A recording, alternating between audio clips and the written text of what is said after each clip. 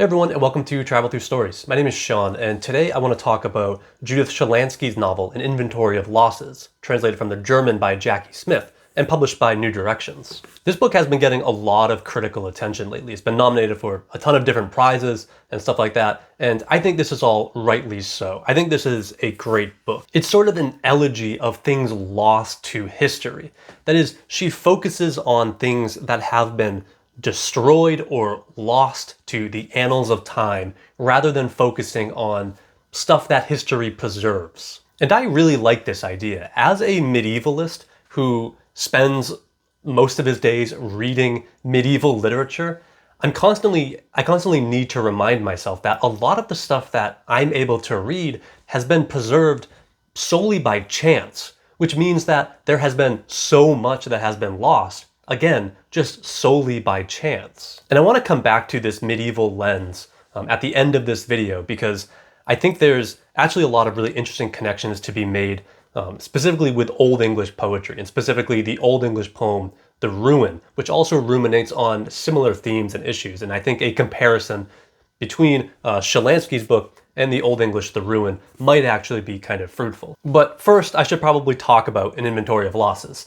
This book is structured around 12 different losses, 12 different objects or things that have been lost. Some of these include islands that have since sunk into the ocean, a tiger species that has become extinct, Sappho's poetry, most of which is destroyed or lost. And while these 12 losses provide the structure for this book, they aren't always the main focus. Schalansky drifts between different styles, and occasionally this book is a philosophical treatise on memory, and other times it's a laconic historical analysis of a piece of history, and other times it's a personal meditation on things as varied as family and sexuality. But it's really, for me, these 12 losses that drew me to this book and that make me keep thinking about this book day after day. So this book begins with a preamble and a preface that, for me, are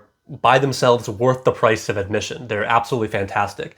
The preamble begins with a list of things that have been destroyed or lost in just the amount of time it took her to write and publish this book. And it's really just this beautiful and disturbing list of losses that really just explore kind of the transience of life, right? I'll just read the opening little bit of this. While I was working on this book, the Cassini spacecraft burned up in Saturn's atmosphere. The Schiaparelli Mars lander crashed in the rust-colored rocky landscape of the planet it was supposed to be exploring. A Boeing 777 disappeared without trace en route from Kuala Lumpur to Beijing. In Palmyra, the 2,000-year-old temples of Baal and Baal Shemin, the facade of the Roman theater, the monumental arch, the Tetrapylon, and parts of the Great Colonnade were blown up. In Mosul, Iraq, the great mosque of Al-Nuri and the mosque of the prophet Jonah were destroyed, and in Syria, the early Christian monastery of St. Elliott was reduced to rubble. In Kathmandu, an earthquake caused the Dharahara Tower to collapse for the second time. A third of the Great Wall of China fell victim to vandalism and erosion. Unknown perpetrators stole the head from the corpses of Frederick Wilhelm Murnau. Guatemala's lake Atizcamtempa, once renowned for its blue-green waters, dried up. The Arch Lake rock formation on the coast of Malta, known as the Azure Window, collapsed into the Mediterranean. And it goes on. So not only is this a masterclass in me mispronouncing words in languages that I don't speak, but it's such a beautiful meditation on all of these things that have, just in the past few years really, have been lost. But there's something profound in this implicit juxtaposition though, right? Like, I'm holding this physical object that is a product of Schalansky's creative creation while she's lamenting the losses of all of these other objects. That is, this book is an archive. It meditates on loss, on absence, but by doing that, it actually creates presence. I've been thinking a lot about Cormac McCarthy's Blood Meridian recently because I've been teaching it. And he talks a lot about this, and a lot about this idea of witness when it comes to the losses due to colonialism and imperialism and genocide in Southwest America and the north of Mexico. But Schalansky is self-conscious, and she realizes this juxtaposition between destruction and creation, and she actually writes in the preface,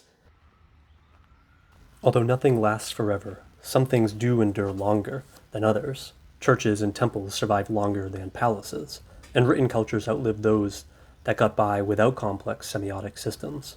Writing, which the Khwarizmi scholar al-Biruni once described as being propagating itself in time and space, was from the outset a system for passing on information in parallel with inheritance and irrespective of kinship.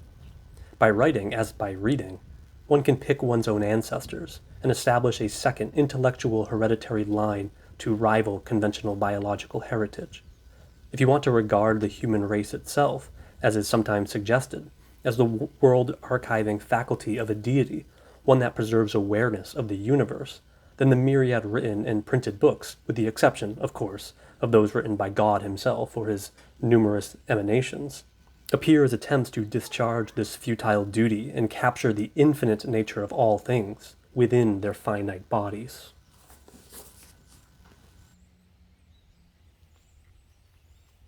This is a pretty optimistic view of literature as a time traveler, disobeying the laws of nature. But I really like this idea, the idea that literature attempts to capture the infinite nature of all things within their finite bodies. It's quite beautiful. But of course, Schalansky isn't blindly optimistic in any way. She goes on in the same preface to explain, "This book, like all others, spring from the desire to have something survive, to bring the past into the present, to call to mind the forgotten, to give voice to the silenced, and to mourn the lost. Writing cannot bring anything back, but it can enable everything to be experienced. Hence this volume is as much about seeking as finding, as much about losing as gaining, and giving a sense that the difference between presence and absence is perhaps marginal, as long as there is memory. Few precious moments during the long years of working on this book, the notion that all things must pass struck me as just as consoling as the image of all the copies of it gathering dust on its shelves." And this is what I find so compelling about this book. This, as she kind of puts it, a difference without a difference between absence and presence. Traditionally, historians, kind of by nature, have to focus on the presences of history. When I read medieval literature, I of course need to read the stuff that survives, obviously. I can't read the stuff that doesn't survive. And our entire view of, say, early medieval Britain is entirely based on archaeological finds and the historical record. But Schalansky focuses on the absences of history, and she shows that she can create something out of this absence. It sort of goes against all laws of physics, but she ignores, in some ways, the noise of history in favor of the silences of history. And this idea is, of course, quite popular in recent kind of modern historiographical methods, this focusing on the silence of history.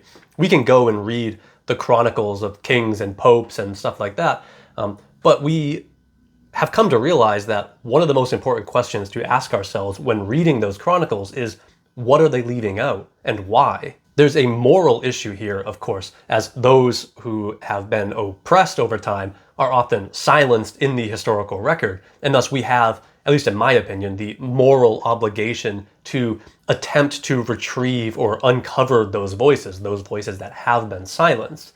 We have to ask ourselves these difficult questions. Why do some texts survive and others don't? Is it always just by pure chance? Often it is, of course, but there clearly is a lot of active silencing going on throughout history. And this idea brings Schalansky to the Greek poet Sappho, and she has all of these just beautiful readings of Sappho's poetry. Sappho, if you don't know, was a 7th to 6th century BCE Greek poet, and all of her work survives in all of these fragments. And we actually know that most of her opus, most of her work throughout her life actually doesn't survive. And so we have all of these extraordinary little fragments of poetry that we can kind of piece together and create narratives out of, but we have to reckon with the fact that there are all of these gaps between these fragments. And what we really need to do is read between the lines here. What's being left out and why? And people have done this for, well, thousands of years, right? From the Greeks to the modern era. Anne Carson actually has done a lot of work on this. She's done a lot of work translating and editing Sappho's poetry. But what a lot of people find when they read Sappho's poetry is a lot of things that would be taboo, right? Things like love between women, right? To the point where the word lesbian comes from the island of Lesbos, where Sappho was born. And so there is this queer reading of Sappho's poetry that people like Schalansky and Anne Carson interrogate a lot. And it really brings up the questions of, were they silenced for these taboo feelings? Were these things eradicated from the historical record, or did they just happen to not survive?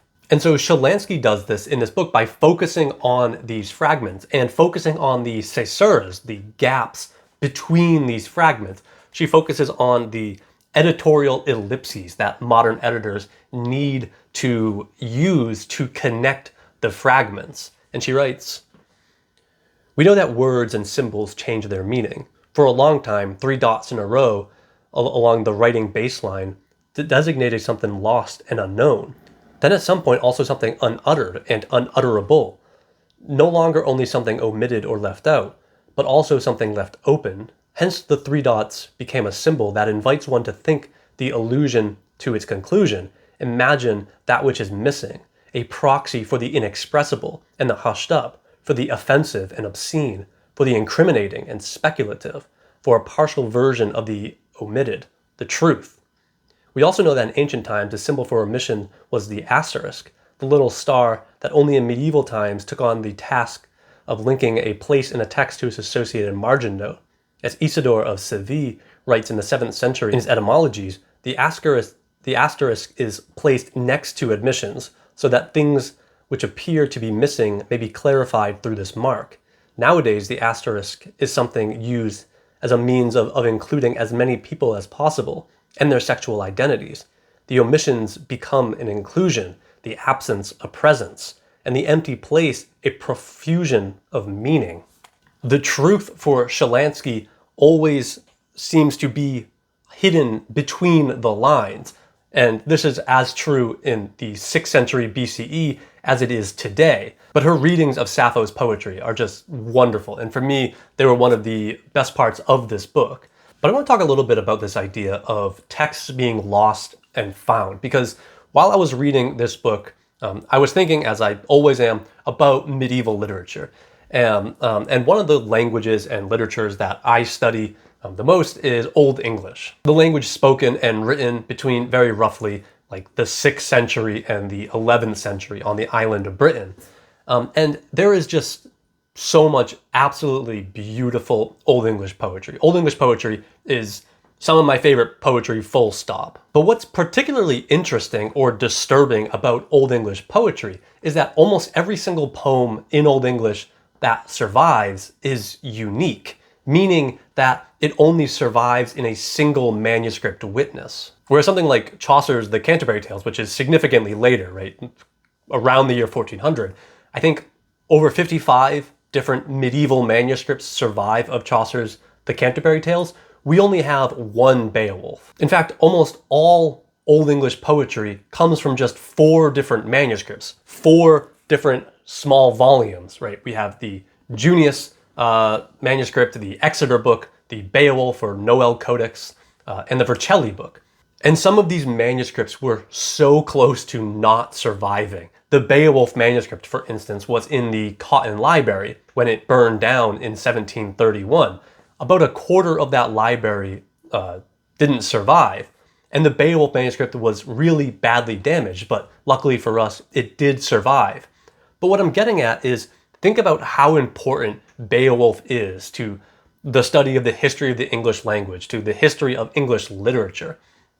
If you ever studied medieval Britain, you've probably had to read Beowulf, and you know that so much of what we understand about Anglo-Saxon ideas of kingship or gift-giving or the warrior ethic, almost a significant portion of that comes directly from our reading of Beowulf, and it was this close to not surviving. And so we have no idea how many other texts that might have been as grand and epic and gorgeous as Beowulf didn't survive, that were either burned down in that library or just lost over the past 1,000 years. We know that the fragmentary poem, The Battle of Malden, of which I think 325 lines survive, we know that that poem was probably much longer. The small fragment that remains is amazing, and every time I think about it being a much longer poem, I get very, very sad.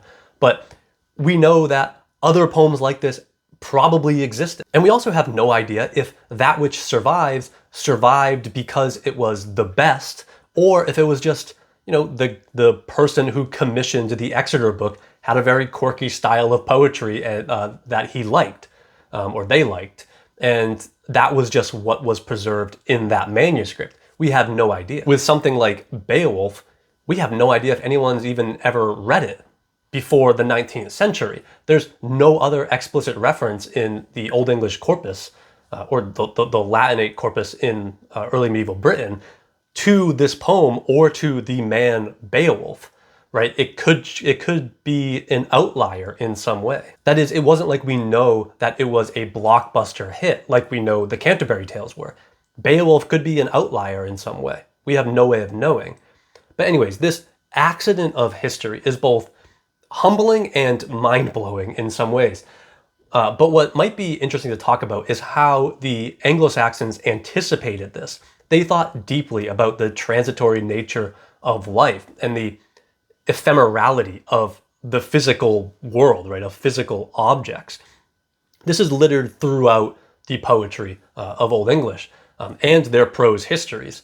But perhaps the best meditation of this is in the Exeter book, in the poem The Ruin, which comes towards the end of the Exeter book. Let me just read the opening few lines of this poem in Old English, and then I'll read Kevin Crossley-Holland's translation. Ratlich is they welstan, werre je brekan, burgs der burstan, brothnas enta je work. Rovas sind je reorena, reore toras, runjeat berven, rum on lima, scherdas scherberge, scherrena je drorena. Aldo undoreotona, earth Krapp havath, wallend wortan, forweorne, je leorene, herre gripa hrusan, oth hund knea, wertheoda je witan. Wondrous is this wallstone, wrecked by fate. The city buildings crumble, the works of the giants decay. Roofs have caved in, towers collapsed, barred gates are broken, hoarfrost clings to mortar, houses are gaping, tottering, and fallen, undermined by age. The earth's embrace, its fierce grip, holds the mighty craftsmen. They are perished and gone. 100 generations have passed away since then. So right away, we get this elegiac mood as our narrator begins lamenting this crumbling stone wall. It's being slowly consumed by the earth, just as the people who built it have been consumed by the Erdgrap, right, the earth grip. And what's important to understand when reading this poem is that Anglo-Saxons didn't really build in stone very much. They built some in stone, but mainly they built in wood and turf, the kind of stuff that doesn't last very long. And this is why so few Anglo-Saxon buildings survive. Almost all of them have to be reconstructed. So what this poem is addressing, the ruin that is reading, is almost certainly a Roman building. And it's probably the Roman baths at the creatively named town of Bath in England, because the poem mentions baths. And those are the kind of the biggest Roman baths in Britain. But the Romans were the ones who built all of these grand stone buildings all across southern Britain, and then left them all to crumble when Roman rule of Britain ended in the year 410. So across Britain in the early medieval period, there were all of these pretty big stone structures that were falling apart because the Anglo-Saxons, for various reasons that we don't need to get into, didn't really inhabit them. They were too costly to maintain, or they didn't know how to maintain them. So these stone buildings across this country are just crumbling around them. And the people living there couldn't fully fathom who built them or how they were built. The poem says that these buildings were the enta yework, the work of giants. They're this work of this older and extinct race. And they were great and powerful. But now... Krungon wallowida, quoman woldagas, swilt fornum, sedjo rofra wera. Wordon hira wigstal, weston staltholas, brothnada burkstel. Betent krugon hergas to hruson. Slaughtered men fell far and wide. The plague days came.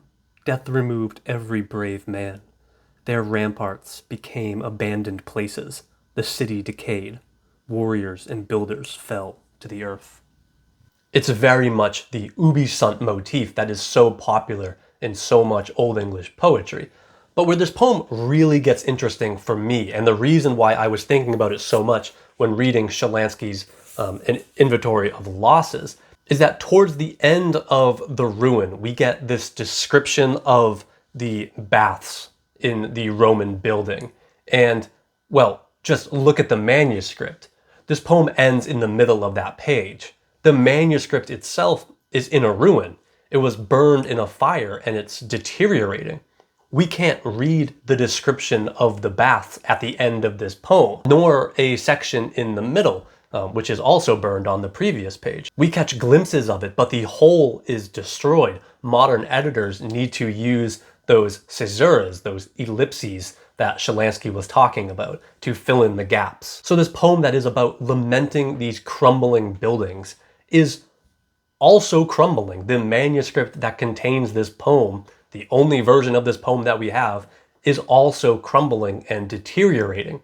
It's quite poetic and beautiful, and in some ways it gains an additional air of beauty because of its physical state, right? Because of that loss. That is addition by absence, just as Schalansky spoke about in the preface to An Inventory of Losses. Luckily for us, the poem The Ruin, mostly survives, but both its content and its physical existence stand as stark reminders to all that we've lost.